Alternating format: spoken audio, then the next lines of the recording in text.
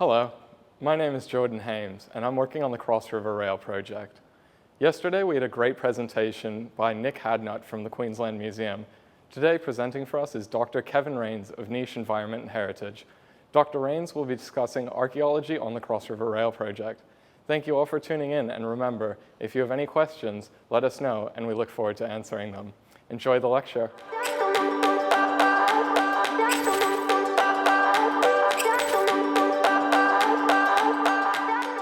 Hello, my name's Kevin Rains. I'm a historical archaeologist and I work for a company called Niche Environment and Heritage, and we've been working on the Cross River Rail development. And today I'm going to talk about some of the historical archaeological finds and projects that we've been doing as part of this program of work. So just a bit of a background overview of the actual project itself. It's a large-scale infrastructure project building on underground rail system linking North and South Brisbane. And that does mean a tunnel under the Brisbane River. And there are also 4 underground stations, new stations, one at Dutton Park at Boggo Road, Wollongabba, at the old Land Centre and Go Print site, and at Albert Street and Roma Street. Now, as I said, these are large projects. But these large projects are rare as well within Brisbane history, and they provide unique opportunities for historical archaeology. And those opportunities are for training or field experience for students, because students don't often get a chance to work on a real dig. These days, it's often relegated to simulated sites and theory. There's also fantastic research opportunities, also relating to the new opportunities for information about the past, about Brisbane in particular, and the people of that period of the late 19th and early 20th century. And together, the information and artefacts provide resources for education, interpretation, and community engagement. Now, Niche, about 2 years ago now, were engaged initially to come up with an archaeological management plan. And this was to manage the archaeological risks across the project, because it was identified a number of important places that were going to be impacted by the development that had a lot of potential for historical archaeology.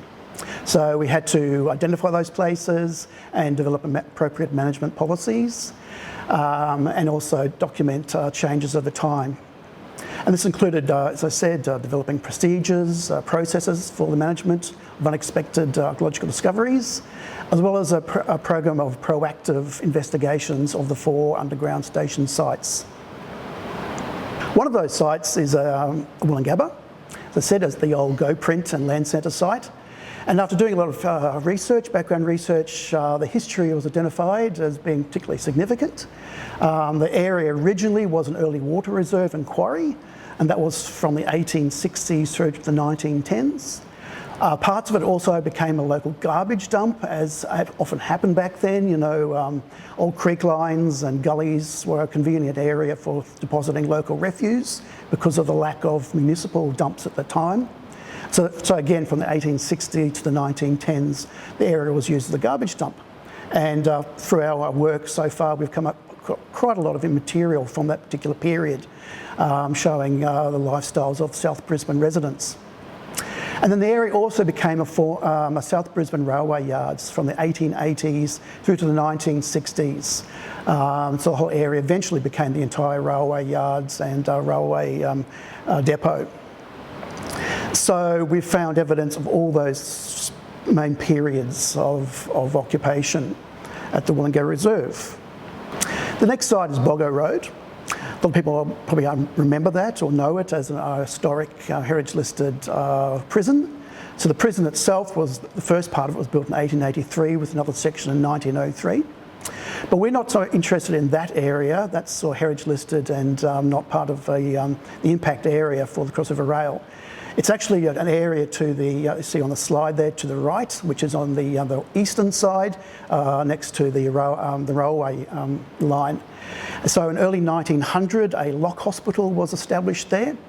Now that was a name at the time that was used for particular hospitals for isolating usually young women, prostitutes, who contracted venereal disease. Now, before the advent of penicillin in World War II and the 1950s, venereal disease was a very important consideration. It wasn't easily treatable, particularly for people without much income or means. But it's tended to be managed not so much as a medical issue, but more of a moral issue. And people who contracted venereal disease, particularly young women, were considered low class and prostitutes, whether they were or they weren't. And they were locked away for their own good and also not to influence or spread the disease throughout society. So it's more of like a moral issue rather than a medical issue. A year later, though, it also became used as a reception house, and this is another early term we don't use today for a mental asylum. At the time, those were called lunatic asylums, for, again, locking people away rather than treating them. And that was how that was sort of the approach at the time. And then from about the World War II period, it got used as a larger venereal disease isolation ward, particularly during the World War II, when a lot of servicemen came back, unfortunately, with venereal disease and had to be treated.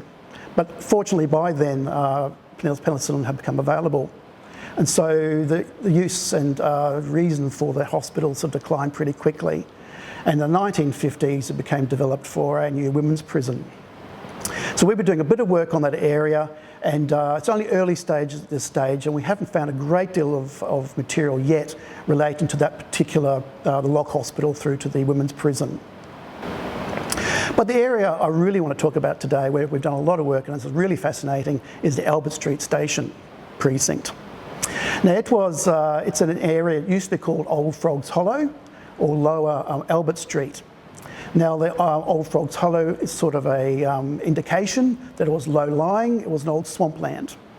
And when European settlement began, it started to be developed. There were the botanical gardens further down on the eastern side of Albert Street, and then there were all these commercial areas that developed for wharves, for boarding houses, for hotels, and various businesses that were catering for the more or less a working class itinerant population moving through that part of Brisbane. Today we can actually look at it as Brisbane's version of the Rocks or Little Long, so that slum area that very famous today in Melbourne and Sydney, but very little known in Brisbane, that we even had an area like that. So it was a working class and multicultural community. Many other immigrant groups moved in, Irish, we had South Sea Islanders, and from the 1880s, as the goldfields declined, quite a number of Chinese immigrants moved into this part of Brisbane and set up businesses and families and started a thriving community. Now, the Albert Street Station itself comprises two areas on either side of Albert Street, Lot 1 and Lot 2, and we've done digs on both areas. As I said, it developed into early Chinatown. Today, we often think of Chinatown as being in the valley, but from the 1880s, it was also in Albert Street. And as a Chinatown, it did attract a fair bit of notorious sort of attention. Media liked to beat up the fact that it was a working class and immigrant area, and for a lot of people, the highbrow people at the upper end of town didn't really like that. And so there were a lot of media reports over the various decades persecuting and exposing sort of, the various goings on within the area. And these are just some early examples of some of the media attention, and various times in the 1880s, the 1890s and the early 1900s, the media ran a number of scare campaigns or anti-Chinese campaigns trying to show the area as of a vice-ridden den of iniquity. When you look at the actual media reports, read behind the lines, look at the actual health inspector reports, you actually see an ordinary working class area. A lot of people, house proud, looking after their houses, maintaining things as best they could within their limited means.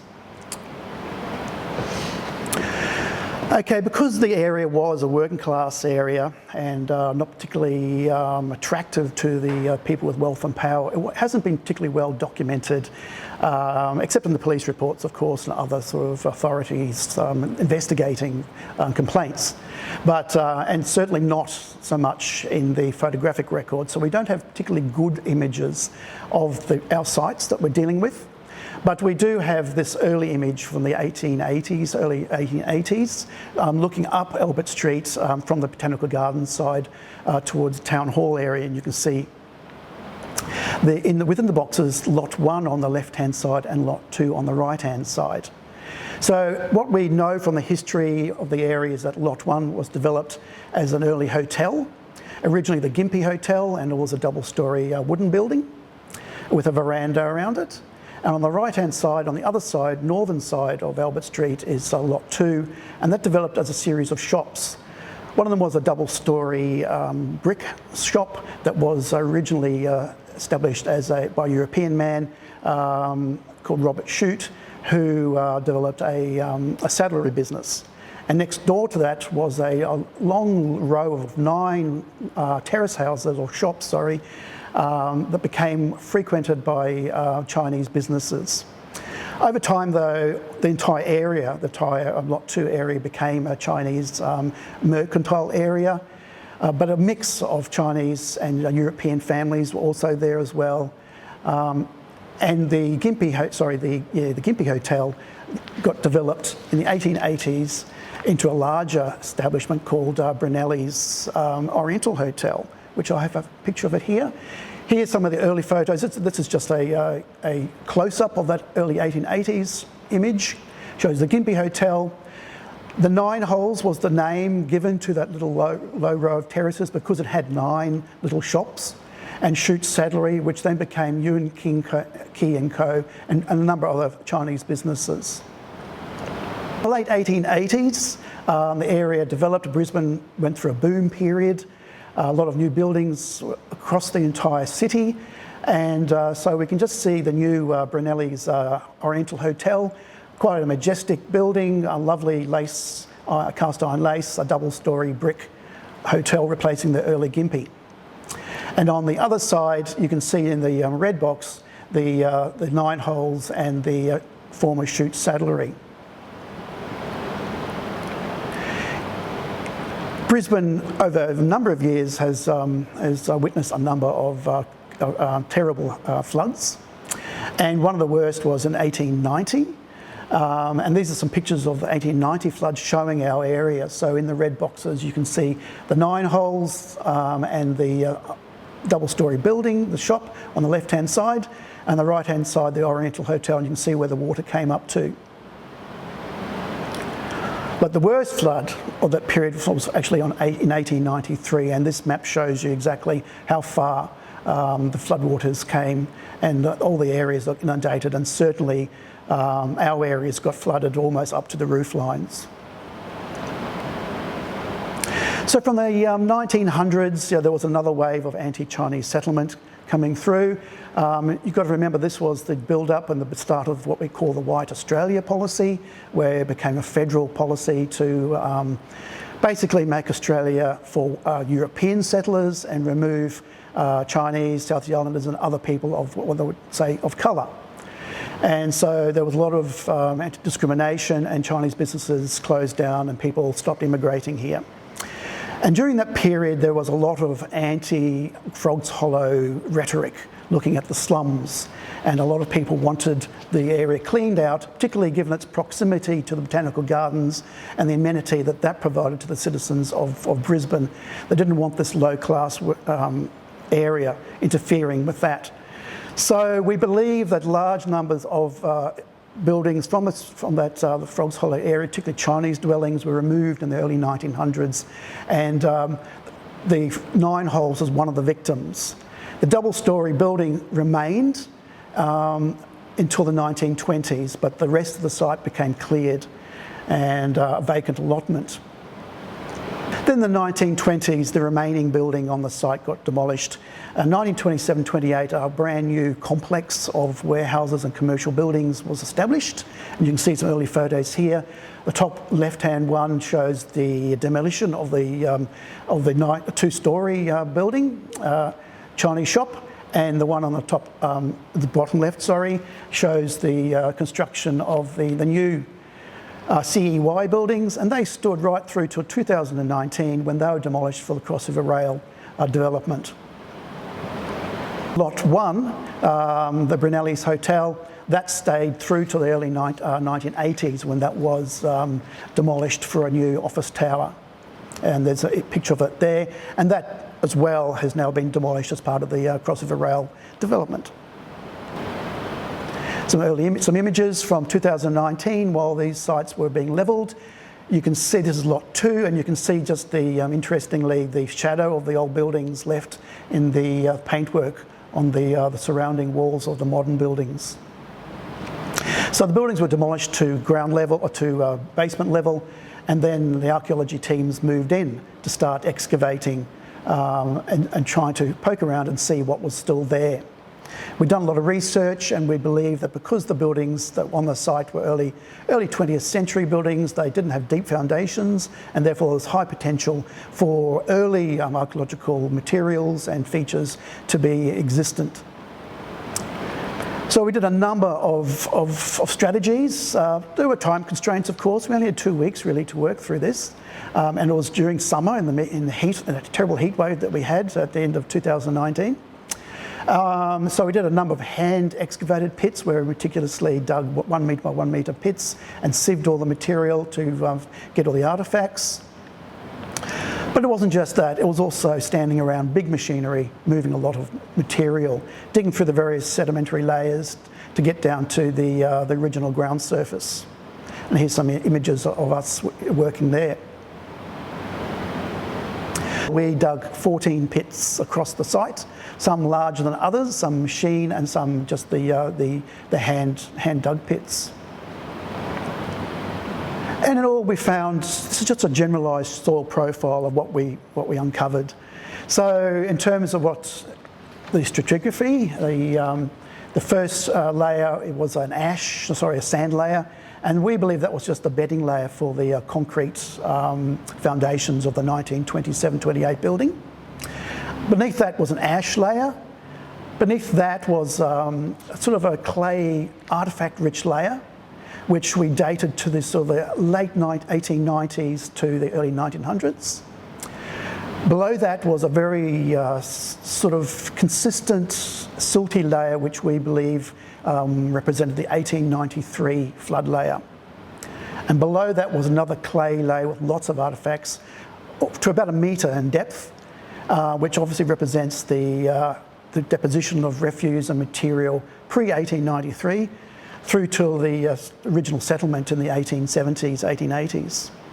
And below that is this dark, sterile clay, which we believe represents the original swamp matrix. And so we found a number across the site of garbage pits and garbage deposits. And this is just one of the hand dug pits that we are seeing the stratigraphy, the different layers. This one was unusual because we also found a layer of lime or plaster. And we could still see the impressions of the bags that the lime was held in. So obviously this relates to a lot of lime that was dumped at some point in the past relating to an early building event. It must have been used to make mortar or lime whitewash or render.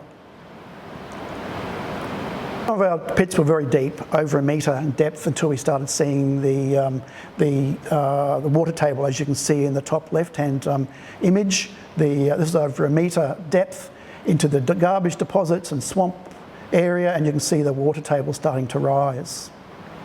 So that made things tricky. It was very saturated, very mucky, so it wasn't very easy to follow standard archaeological practice and actually sieve all the artefacts, all the sediments, because it was next to impossible. So because of all the wet clay, so we had to hand pick through a lot of material. This is one of our other hand dug pits, and it shows we encountered an ash layer, you can see there, the ash layer, but then also underneath that an early either water pipe or gas pipe that would have been put in the early 1900s. We also found a number of floors, early floors relating to those, the 9 holes and earlier buildings. And this one was a really interesting one. This was actually within the area, the footprint of the original 9 holes. It's a concrete floor, very fragile, decaying, but it was obviously represented the undercroft area of the high-set building at the back of the building. A number of holes which originally were posts, wooden posts, holding up the rest of the building. And there was also a drain, and I'm really excited about this because I was doing some research last night and I looked through a newspaper report I hadn't seen before, a health inspector's report from 1889, and they actually mentioned an open concrete drain running through the back of the building, and I believe this is it. And within this drain we found lots of material, garbage material, refuse.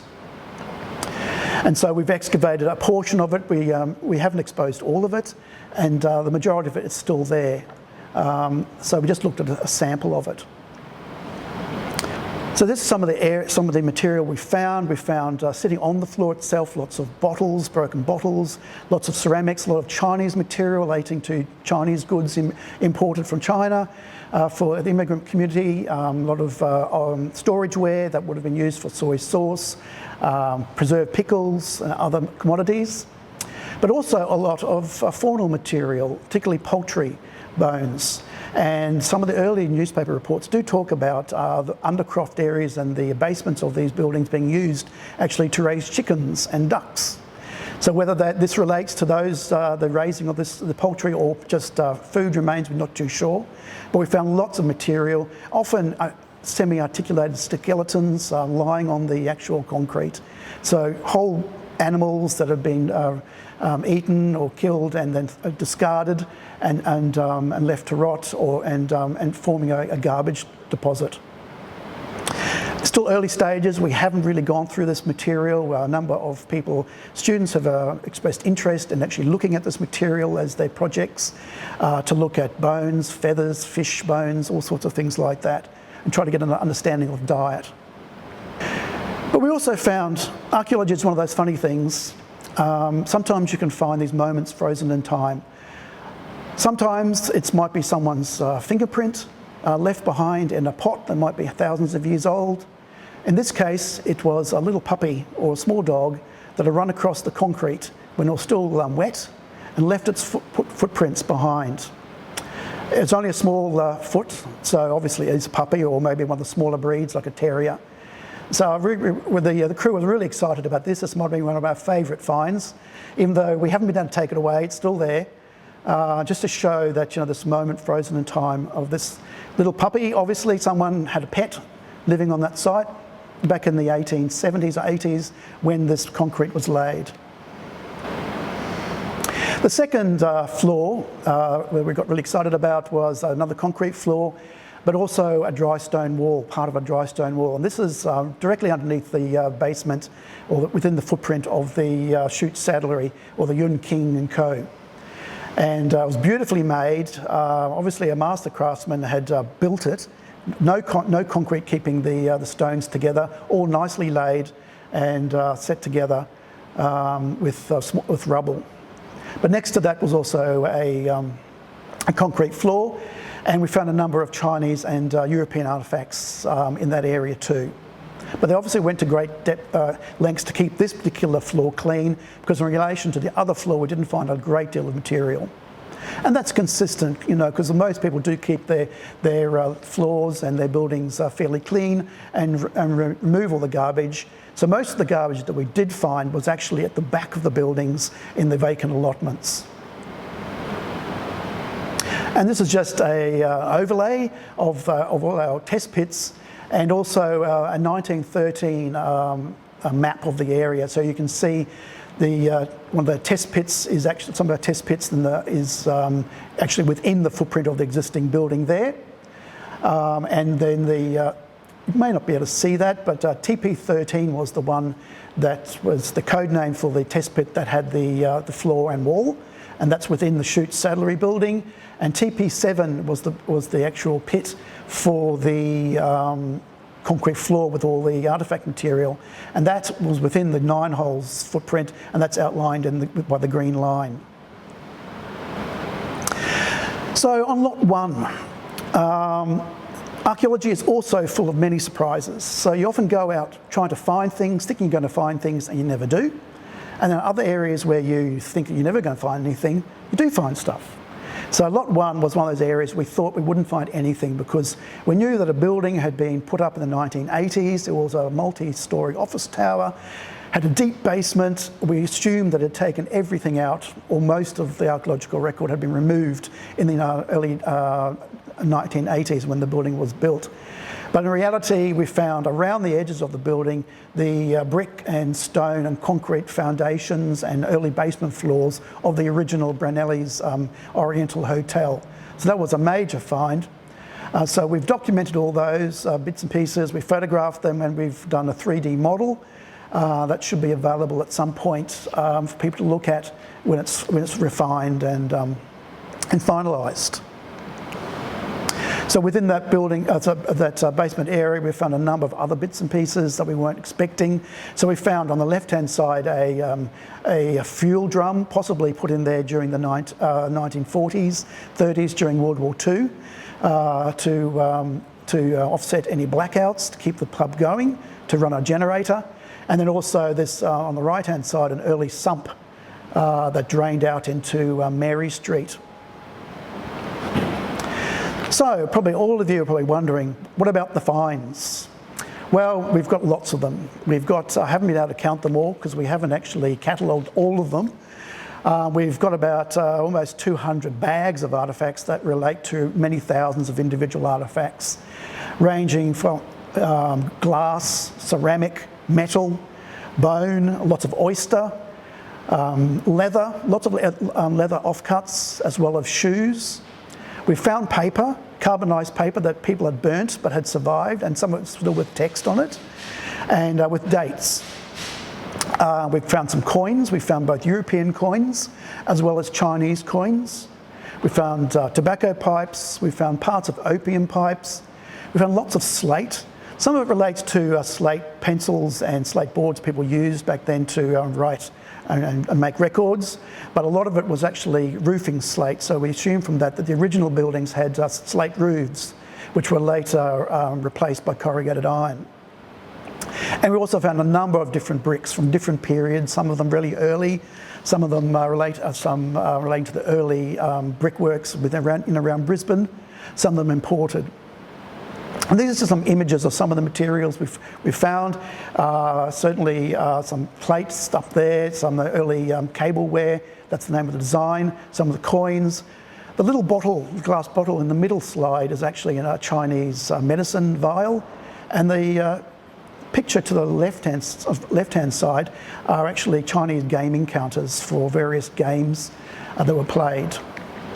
We've got evidence for a number of things, for opium consumption, for gaming, but also a lot of regular domestic life. Some more images here of lots of horseshoes we found, ranging from huge horseshoes, obviously for draft horses, through to ponies. Some of the boots here, we've got lots of material from Chinese stores relating to tableware and eating, so these are those rice bowls. And the image up to the top left-hand side is a really special find actually. It's only small, but it does relate to opium consumption. It's a set of picks, one pick and one spatula for cleaning opium pipes and preparing opium for use, as well as a lot of bottles relating to alcohol, as well as aerated waters or cordials. A lot of bones, a lot of faunal material. Because the site was really saturated and boggy, it was made excellent preservation conditions for bone. So we've got a lot of bone, large joints, roasting joints, as well as a lot of small material, a lot of cleaved sections of bone that we believe relate more to stir-fry cooking, as well as different species, so pork, lamb, beef and poultry. Now, the bottle in the right-hand side is looks fairly unimportant and nondescript, but that one's actually a perfume bottle, quite an upmarket perfume bottle that was manufactured by the London company of Peace and Lubin. And an interesting story around this particular type of bottle is that some years ago, a number of them were actually found perfectly intact in a shipwreck off Bermuda. And they were fully sealed and still had their contents inside. And the perfume had long since degraded and gone rancid, but through chemical analysis, they were able to find out what the ingredients were, and they remanufactured it, and for a year or two, it was being sold again. So this was dating from the 1890s, this particular wreck. So we assume this particular bottle dates from that period as well, or even earlier. So, in all, was it a vice-ridden slum, as all the media reports, portrayed it? So, yes, of course, we do find evidence of that vice. We have evidence from the artefacts of opium consumption, of alcohol consumption, and of gambling. But there's also much evidence for ordinary domestic life. We have evidence for cooking, for cleaning, for sewing, for many ordinary tasks. We have evidence for ordinary business activities such as slate pencils and boards for record keeping. We have evidence of industry such as leatherworking, blacksmithing. Perhaps there was a shoemaker on the site, and that relates to all the parts of shoes that we found. We have evidence mostly in form of different bits of clothing like buttons for both men and women living on the site. We have evidence for personal care such as medicines and perfumes. Some of those perfumes, as I said, were quite upmarket. We have evidence of a mixed community of Chinese and non-Chinese residents living closely together. And much of their material culture was imported from Great Britain and also China. And we know this even from the historical records, as Queensland, as a colony then of Great Britain, was heavily reliant on imported materials. And of course, with the immigrant community of Chinese there, they were also bringing a lot of material goods from China. And we also have evidence, though, despite all that importation happening, of local manufacturing businesses.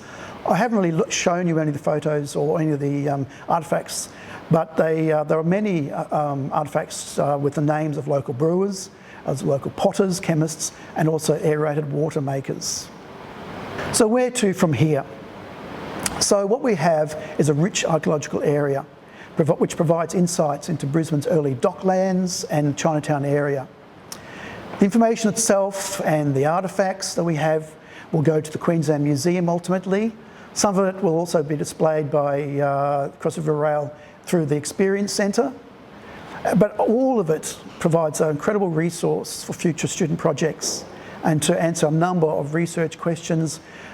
I've just outlined a small number. There are many others, but research around family life in this particular area within the working class multicultural community, social aspirations, consumer patterns, consumer tastes, foodways, the diet, trade connections, gambling, drugs and leisure, clothing, and ethnic identity. So there's still plenty more work to be done, particularly in Roma Street, which still has to commence. More work to be done at Boggo Road and at Wollongabba. And finally, there's a lot of analysis and report writing. When you're an archaeologist, you only spend a fraction of your time out in the field. Most of it is actually looking at what you find, analysing it, cleaning it, recording it, cataloguing, and then of course writing up the reports that people want to read. So join us tomorrow when we will hear from Anna Florin on archaeology in Australia. Thank you very much for your attention today.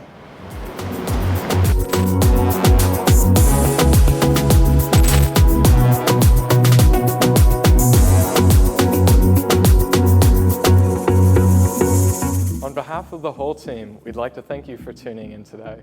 Join us tomorrow with Anna Florin from the Archaeology Association of Australia, where she will be discussing archaeology in Australia.